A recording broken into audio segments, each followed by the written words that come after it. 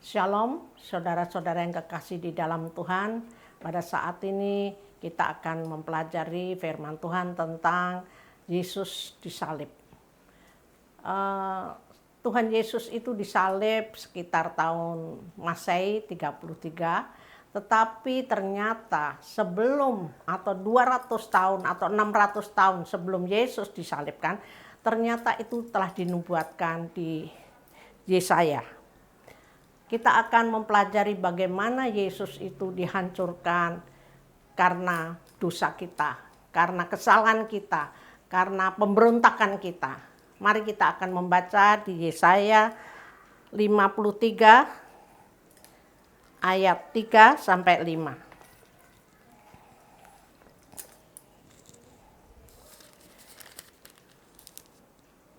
Ia dihina dan dihindari orang, seorang yang penuh kesengsaraan dan bisa menderita kesakitan. Ia sangat dihina sehingga orang menutup mukanya terhadap dia, dan bagi kita pun dia tidak masuk hitungan. Tetapi sesungguhnya penyakit kitalah yang ditanggungnya dan kesengsaraan kita yang dipikulnya.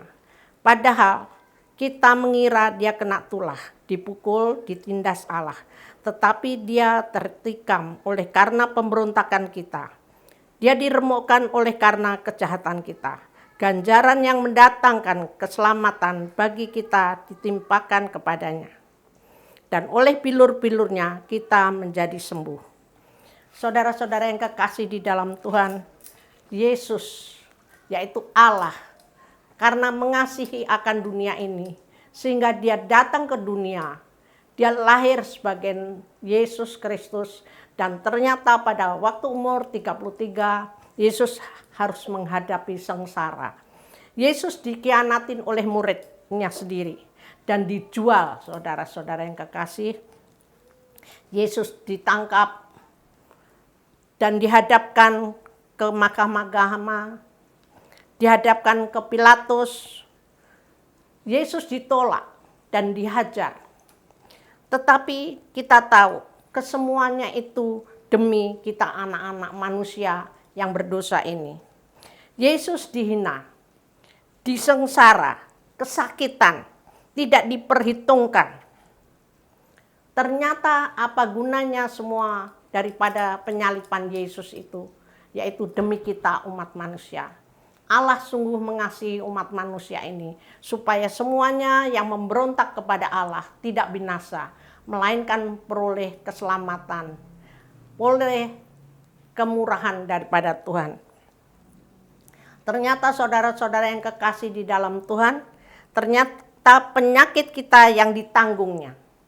Jadi selama Yesus dihancurkan, Yesus disesah, Yesus dihajar sampai berdarah-darah, Yesus dicambuk, itu ternyata demi kita saudara-saudara yang kekasih. Kesakitan Yesus itu menggantikan kesakitan hidup kita.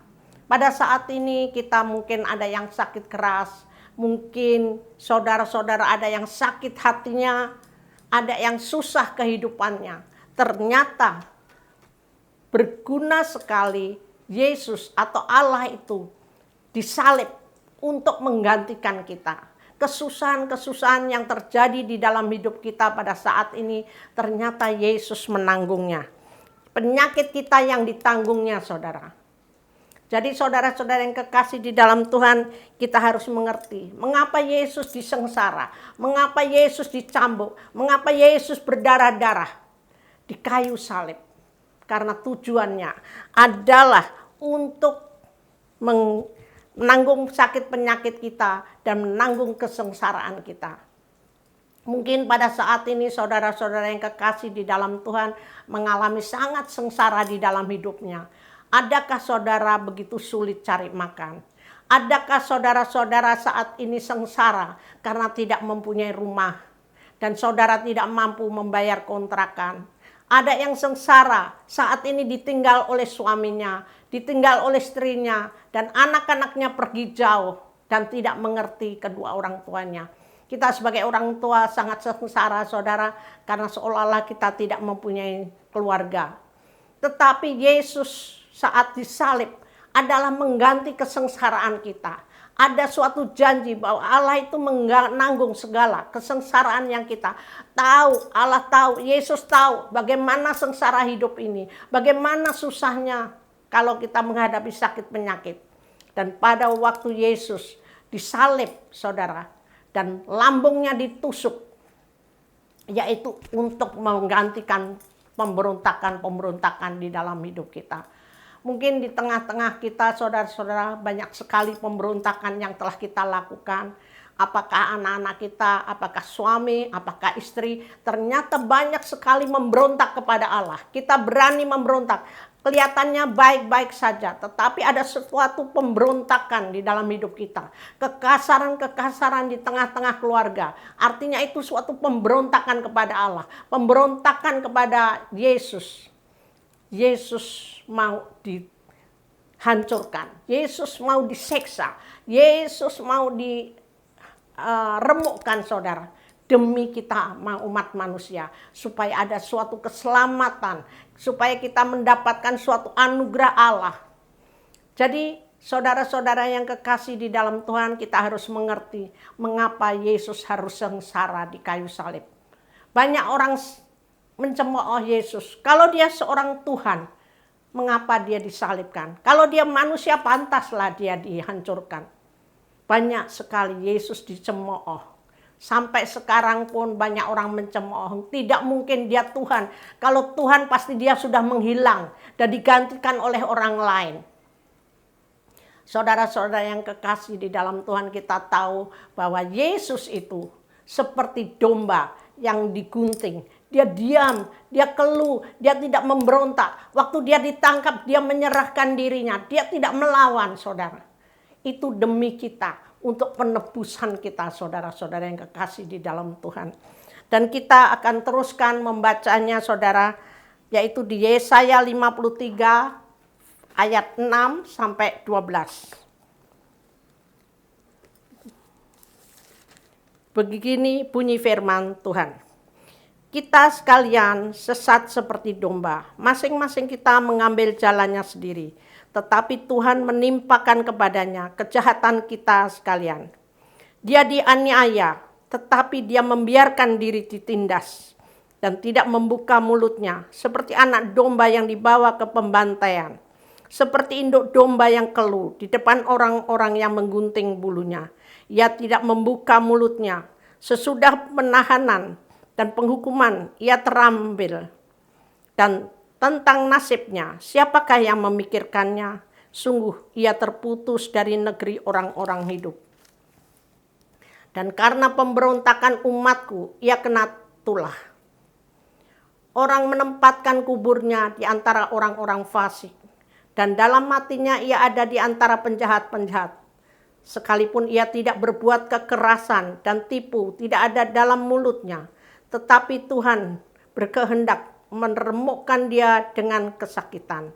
Apabila ia menyerahkan dirinya sebagai korban penebus salah, ia akan melihat keturunannya, umurnya akan lanjut, dan kehendak Tuhan akan terlaksana olehnya. Sesudah kesusahan jiwanya, ia akan melihat terang dan menjadi puas, dan hambaku itu sebagai orang yang benar akan membenarkan banyak orang oleh hikmatnya, dan kejahatan mereka dia pikul. Sebab itu aku akan membagikan kepadanya orang-orang besar sebagai rampasan, dan ia akan memperoleh orang-orang kuat sebagai jarahan, yaitu sebagai ganti karena ia telah menyerahkan nyawanya ke dalam maut, dan karena ia terhitung di antara pemberontak-pemberontak. Sekalipun ia menanggung dosa banyak orang dan berdoa untuk pemberontak-pemberontak. Saudara-saudara yang kekasih di dalam Tuhan, sungguh bilur-bilurnya menyembuhkan. Mungkin pada saat ini saudara-saudara mengalami suatu kesakitan. Apakah anak-anakmu sakit? Apakah keluargamu sakit secara fisik? Ada juga sakit karena anak-anaknya nakal. Tapi saudara-saudara harus mengerti bahwa Yesus di kayu salib menanggung semua kesusahan-kesusahan kita. Yesus disalibkan karena menanggung kesedihan-kesedihan hidup kita. Yesus disalib karena menanggung dosa kita. Dan pada saat ini firman Tuhan kami kembalikan kepada saudara-saudara untuk mengimanin bagaimana firman Tuhan ini. Kita buka di dalam Yesaya. Yesus ditindas, disiksa. Dia diam seperti domba yang dibantai, saudara-saudara. Dia tidak melawan. Apapun yang terjadi, kesakitan apapun secara fisik. Karena Yesus pada saat itu adalah manusia ilahi yang betul-betul dihajar, dihancurkan seperti manusia. Jadi dia rasakan sakitnya manusia. Bagaimana rasanya sakit dicambuk, bagaimana rasanya diludahi, bagaimana rasanya dihina orang. Dan pada saat ini mungkin saudara-saudara juga merasa dihina oleh saudaramu atau teman sepelayananmu atau kantor. Atau saudara pada saat ini tidak dihargai. Engkau harus ingat bahwa Yesus merasakan semuanya. Penderitaan manusia itu dia tahu. Dan Yesus tahu sengsaranya kalau dia tidak punya rumah. Yesus tahu rasanya dia tidak punya apa-apa, saudara. Karena dia merasakan kesakitan manusia, kesedihan manusia, kesusahan manusia. Yesus pada saat itu rasakan, saudara. Dan kita tahu, saudara, supaya kita tahu jalan lurus. Di mana jalan lurus itu adalah Yesus sendiri. Yesus katakan, Yesus adalah jalan dan kebenaran dan kehidupan. Jadi saudara-saudara yang kekasih di dalam Tuhan, waktu Yesus disalibkan, itu supaya kita mengerti jalan. Yesus sendiri telah merintis jalan ini, supaya kita tahu jalan baik di dunia ini maupun nanti di akhirat pada waktu kita pulang ke rumah Bapa. Yesus katakan, Yesus akulah kebenaran. Kebenaran hanya di dalam Kristus, saudara. Tidak ada kebenaran di luar Kristus. Tidak ada kebenaran di dunia ini. Semua kebenaran hanya melalui Kristus. Jadi kalau kita hidup benar di hadapan Tuhan, sungguh hanya melalui Kristus. Kebenaran itu akan terjadi di dalam kehidupan kita. Dan Tuhan sendiri yang memberi hikmat supaya kita memikirkan hal-hal yang benar di hadapannya. Pikiran kita menjadi benar, langkah-langkah kita benar, dan perjalanan hidup kita menjadi benar. Karena ada pribadi Yesus sebagai manusia. Manusia ilahi ini yang menuntun kita, yang memberi hikmat, yang memberi marifat supaya hidup kita benar di hadapan Tuhan. Terlebih luar biasa, saudara, melalui firman Tuhan kita mengerti kebenaran-kebenaran yang telah dicurahkan melalui firman Tuhan.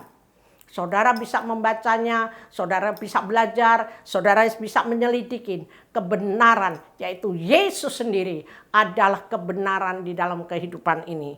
Terlebih kehidupan, saudara.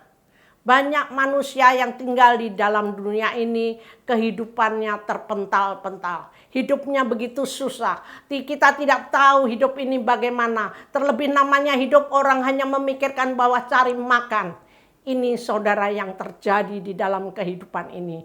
Kadang-kala kita tidak tahu 5 menit lagi yang terjadi. Kita tidak tahu apa yang terjadi di dalam masa depan kita. Kita tidak tahu apa yang terjadi untuk anak-anak cucu kita. Tetapi Yesus menjanjikan, Yesus adalah yang hidup.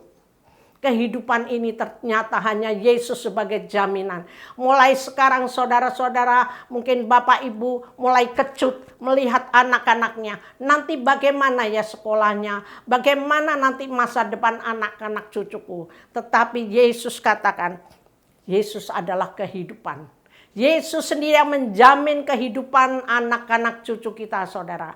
Karena melalui penyalipan Kristus ada suatu anugerah yang luar biasa. Ada suatu anugerah yang berlimpah-limpah di dalam kehidupan ini. Karena melalui salib Kristus kita ditanggung semua. Semua kehidupan kita Yesus yang menanggungnya di atas kayu salib. Seluruh kesusahan kita, seluruh penderitaan kita, seluruh sakit penyakit kita telah ditanggung di kayu salib. Jadi suatu anugerah, saudara. Kalau engkau telah mengenal Yesus sebagai Tuhan dan Juru Selamat, ini suatu anugerah. Jadi luar biasa saudara-saudara yang kekasih di dalam Tuhan. Yesus adalah juru selamat dunia. Yesus adalah penebus dosa kita. Ini yang luar biasa di dalam kehidupan kita. Manusia hanya bisa melakukan kejahatan demi kejahatan. Tetapi di dalam Yesus, Yesus janjikan waktu Yesus disalib di kayu salib, ada suatu penebusan dosa. Ada tetesan darah demi kita, ada curahan darah demi kita, yaitu menebus segala dosa-dosa kita, menebus kesalahan kita, menebus segala pemberontakan kita melalui Yesus sendiri, yaitu yang dihancurkan di kayu salib. Ini suatu anugerah saudara. Mungkin saudara pada saat ini merasa lesu dan susah, dan tidak tahu apa yang dilakukan saat ini. Karena rasanya semuanya dikatakan seperti di sini. Ada suatu pemberontakan di tengah-tengah keluarga kita. Ada suatu kesakitan di tengah keluarga kita. Ada suatu perlawanan di tengah-tengah keluarga kita. Tetapi Yesus, semuanya digantikan oleh Yesus. Saudara hanya percaya kepada Yesus. Saudara hanya menyerahkan kehidupan saudara di kayu salib. Sungguh Tuhan itu luar biasa saudara.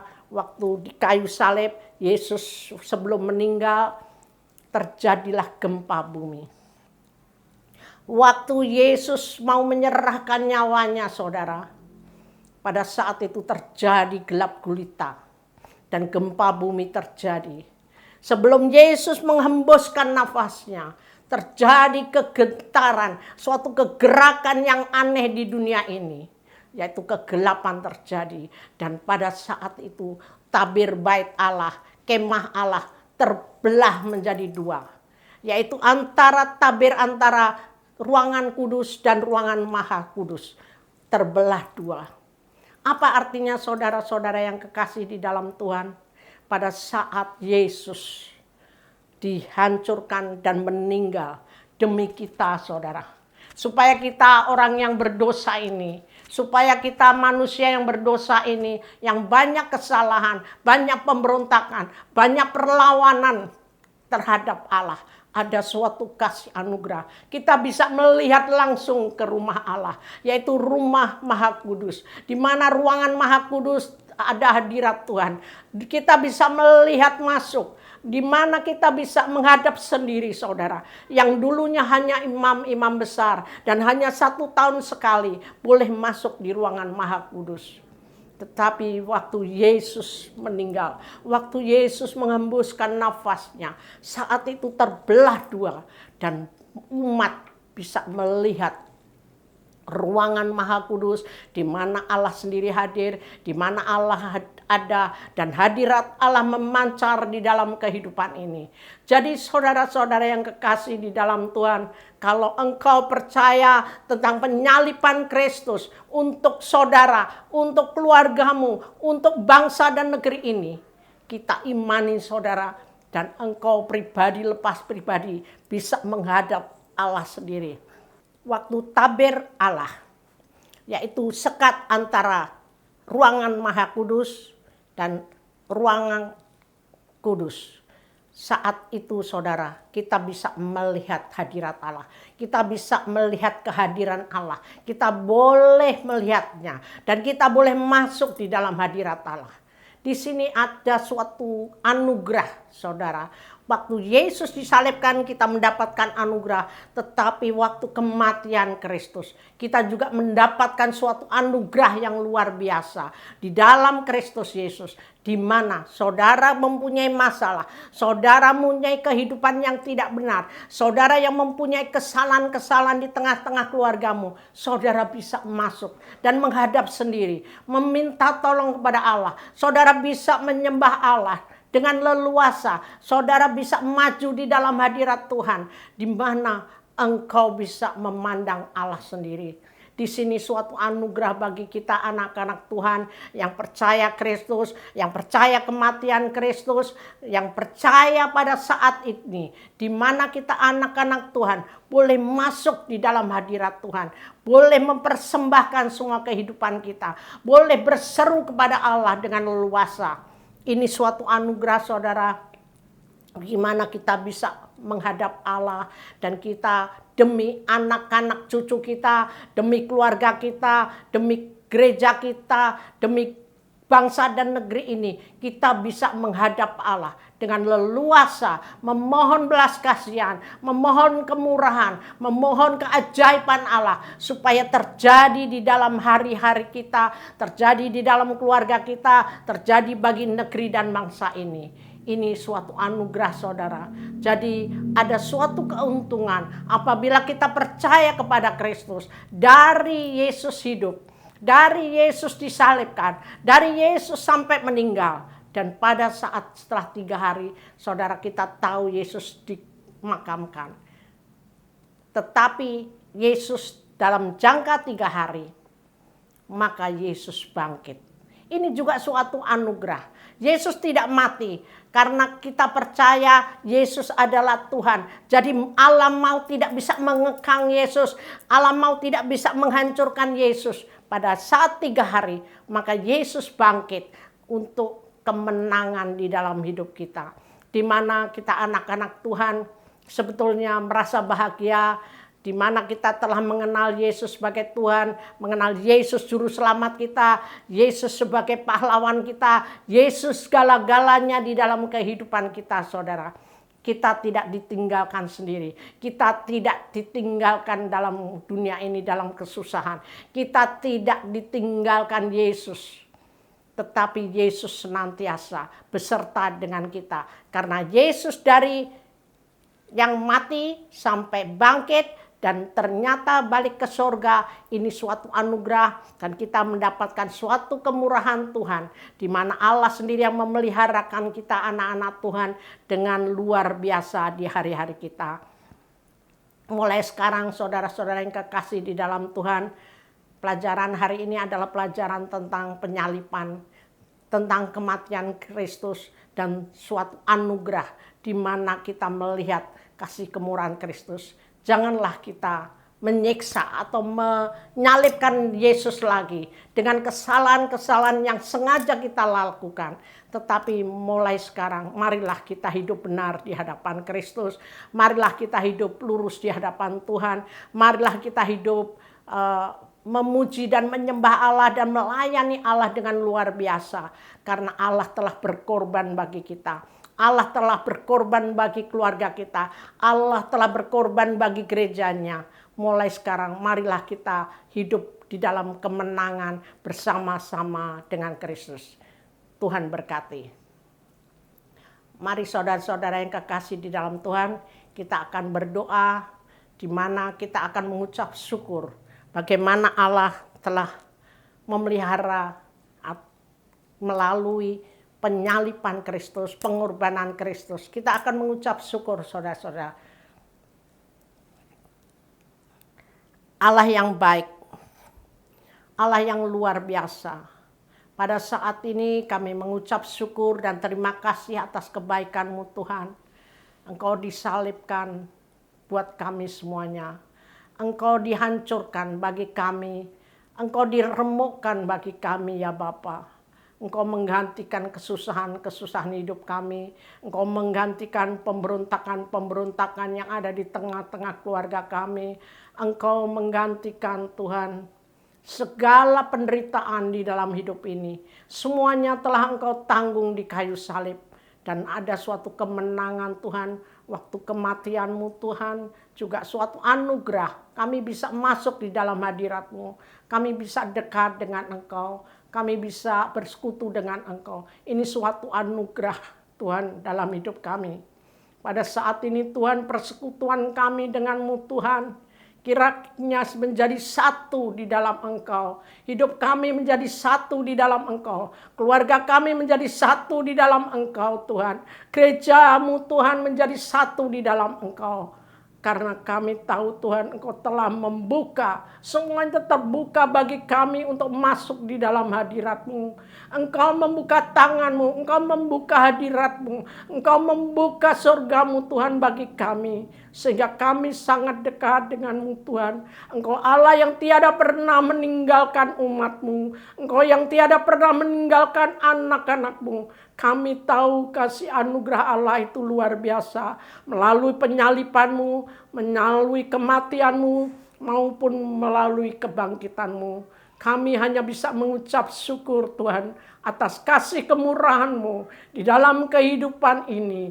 Kehidupan gereja-Mu, kehidupan umat-Mu. Kami mengucap syukur ada kekuatan Tuhan, yaitu Roh Kudus, mengurapi kami semuanya. Umat-Mu Tuhan makin dewasa di dalam Engkau. Hanya di dalam nama Yesus kami mengucap syukur. Amin. Tuhan memberkati.